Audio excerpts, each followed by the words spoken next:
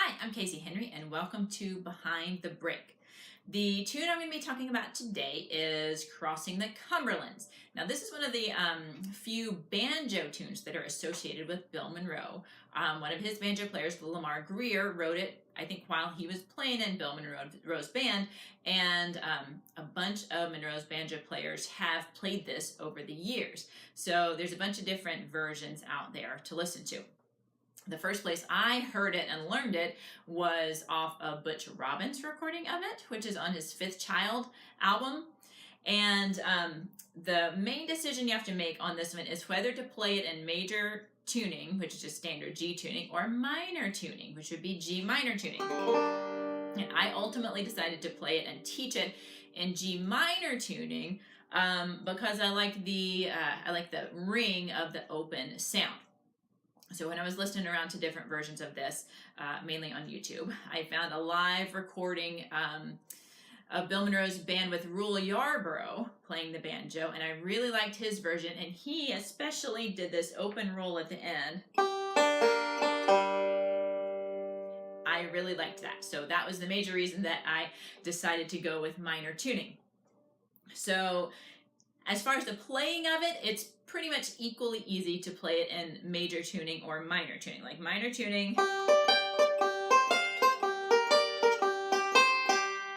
you're going to have chord shapes that are familiar. If you go back to major tuning,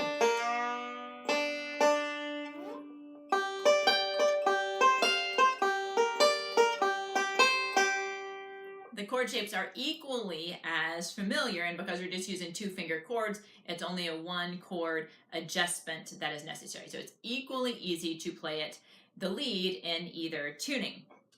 Now, where it is a little bit trickier in the minor tuning is when it gets to the vamping, because all of the chord shapes are different. Of course, this is in G minor.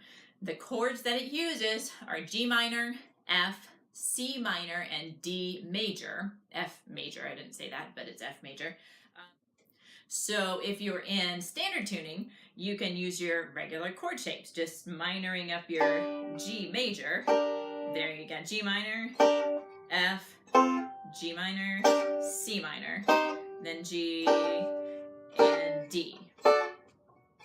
So that's not so tricky. That's just your regular standard chord shapes that you're used to. But in minor tuning,